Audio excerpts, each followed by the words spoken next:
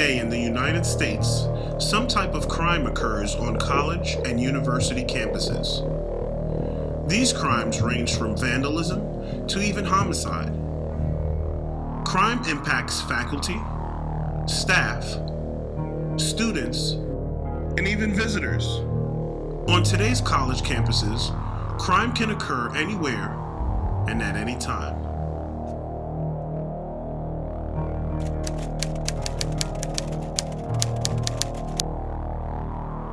At the completion of this course, you shall be able to identify crime risk areas on your campus, identify the crimes which may occur in these crime risk areas, describe and identify various methods to reduce or eliminate crime on campus, enable the officer to educate their campus community on proven methods to reduce or eliminate crime. How do you identify the crime areas on your campus? Going over incident reports on crime would identify the types of crime occurring on campus, as well as when it is occurring and where it is occurring. Based on this information, numerous strategies can be developed to reduce or eliminate these types of crimes.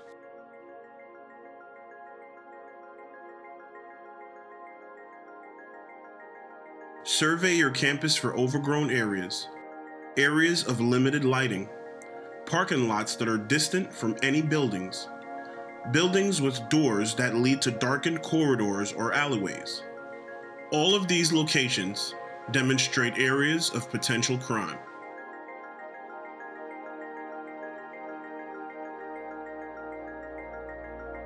Conduct a crime potential assessment of your campus. This assessment should be conducted by a team of officers who can survey your campus for locations both interior and exterior that exhibit the potential for crime. Crime can occur anywhere on campus. Therefore, all areas should be scrutinized for their potential for crime.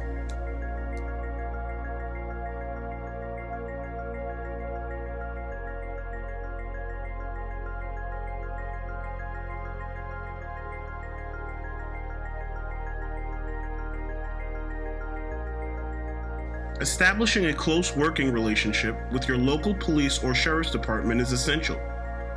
Review the crimes occurring around your campus. If there are crimes that are occurring around or near your campus, it will eventually affect your campus in some way or another.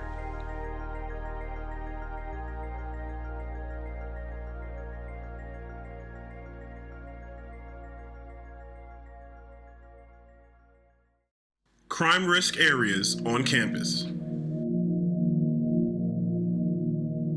Let's take a look at a few areas where crimes can occur at any time. Off-campus housing.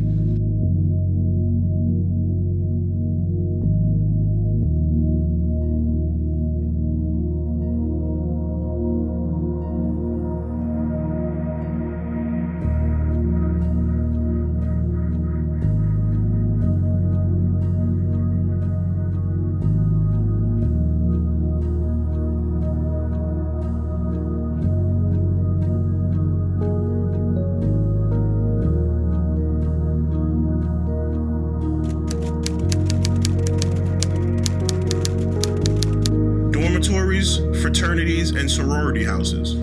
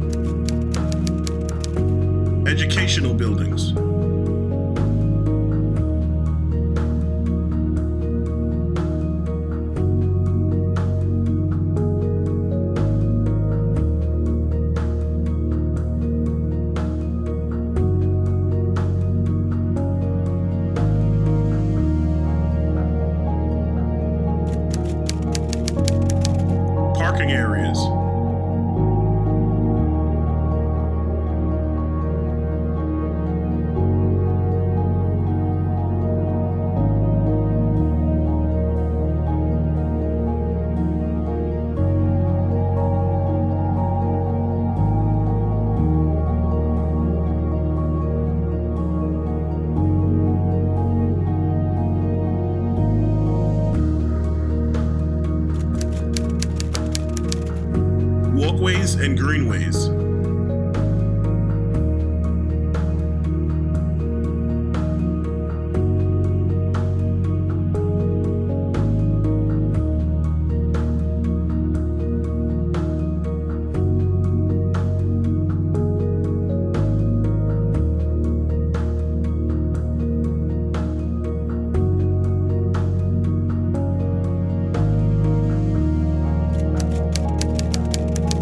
Construction areas.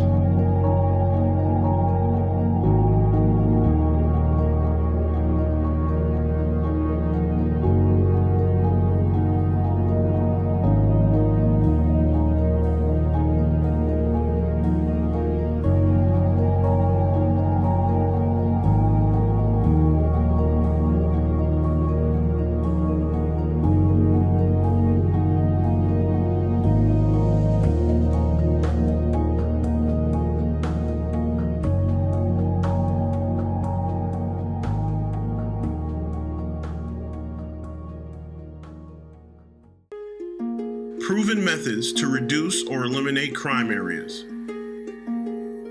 Crime prevention through environmental design, otherwise known as CPTED.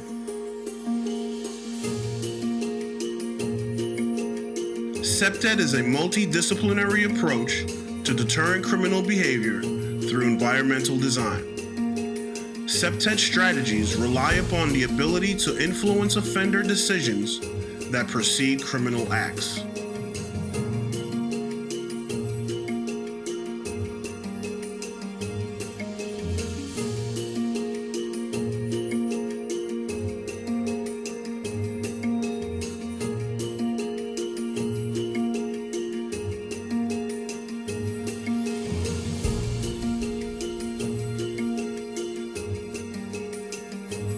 Natural surveillance, the placement of physical features, activities, and people in such a way as to maximize visibility.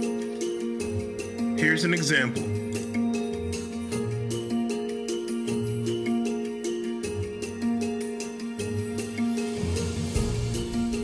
Increased campus lighting is a proven deterrent to crime. The more lighting, the better. This method is especially useful in parking areas, walkways, and greenways. Increased lighting will improve the overall campus appearance as well as increase safety.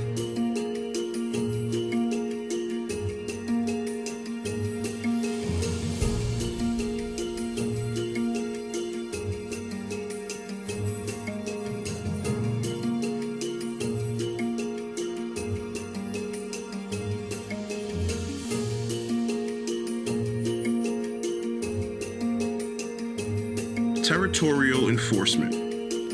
The use of physical attributes that express ownership, such as fencing, pavement treatments, signage, and landscaping.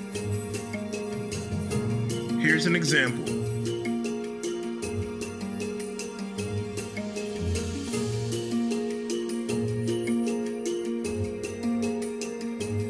Whether for beauty or for protection, adding fencing reduces or eliminates crime significantly.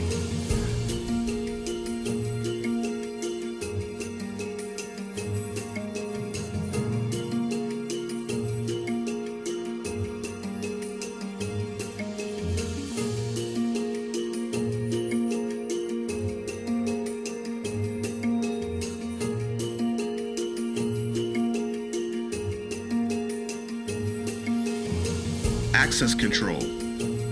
The physical guidance of people coming and going from a space by the judicial placement of entrances, exits, fencing, landscaping, and lighting. Let's take a look.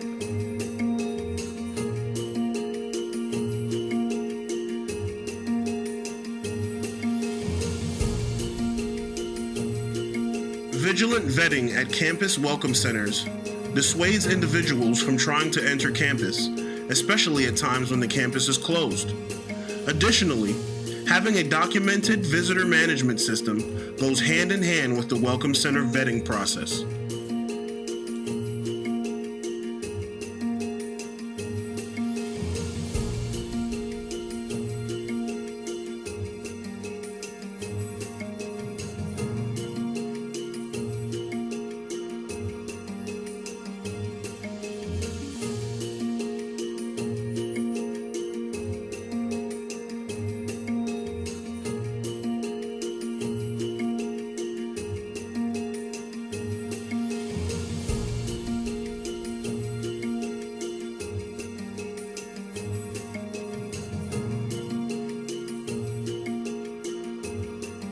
light poles can generally be positioned anywhere and work extremely well in both on-campus and off-campus locations. Blue poles are just another effective means of communication in the event of an emergency.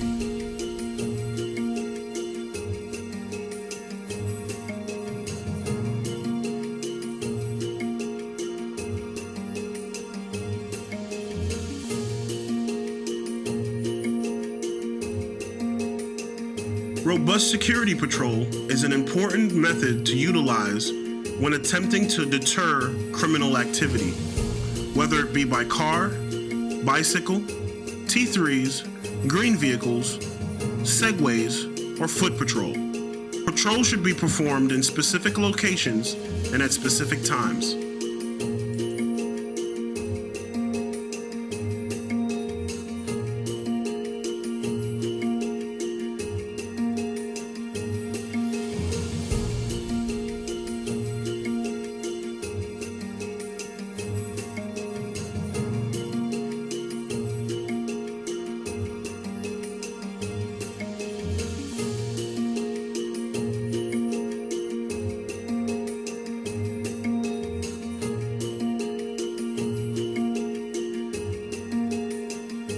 CCTV camera systems can provide instant alerts when problematic trouble occurs, ensuring that crime against people, theft, and vandalism are substantially reduced and covered.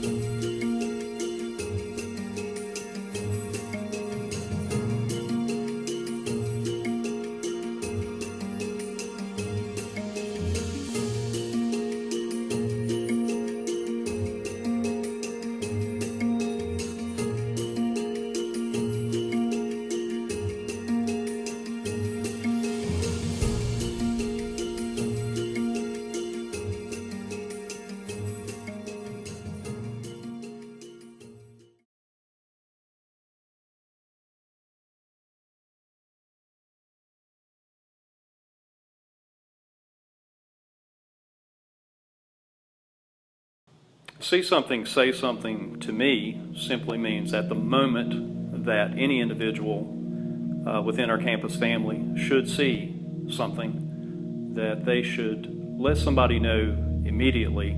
I can think of an example right off where in recent weeks I've had a student approach me while I was watching over a welcome center, and the student approached me to let me know that she had been approached at a local intersection very close to our campus, and during that conversation was able to learn a lot of things about this student and the see something, say something. And what struck me was how late the information was coming to me.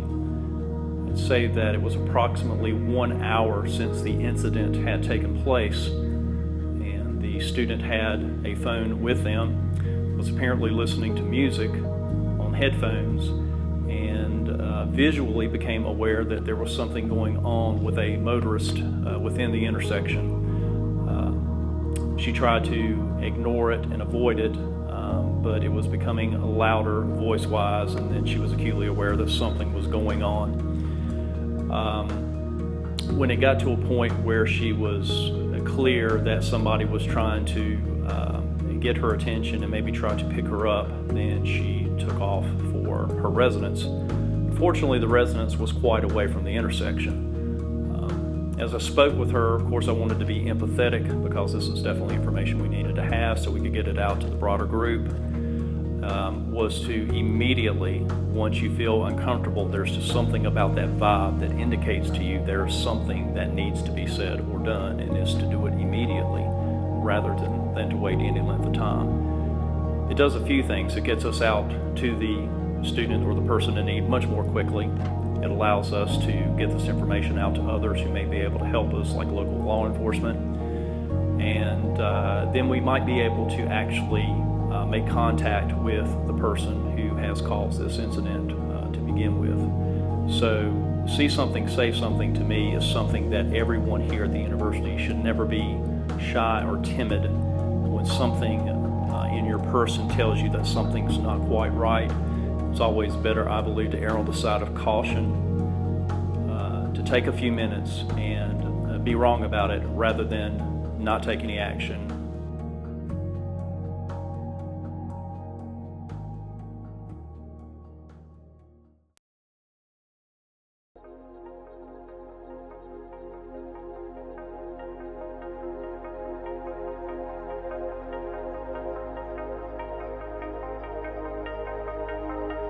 LiveSafe is a mobile app that we use on this campus. Students, staff, faculty, visitors can all contact security through their personal phone. They can text with our security dispatcher, call if they so desire, but it's just another means to communicate with that security dispatcher. So a user can take a picture, take a video, they can send that anonymously if they so choose.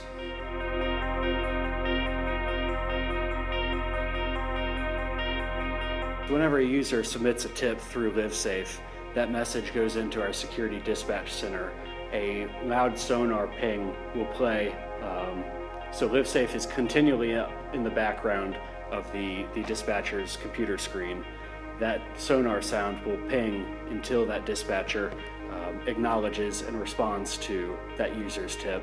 The dispatcher then can chat back and forth with the person submitting that tip, so there's a live interaction. The dispatcher will take the caller's information just like they would with any other report.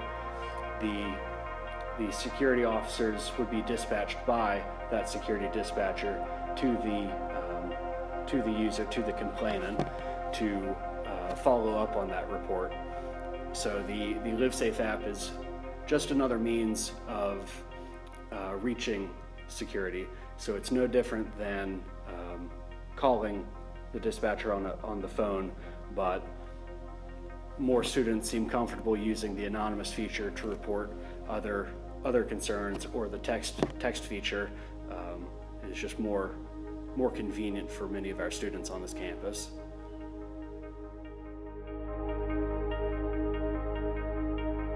There are so many different methods, whether large or small, that can make a difference in the task of reducing or eliminating crime on your campus. Your efforts on that behalf will demonstrate your resolve to make your campus safer to all that work, live, or visit.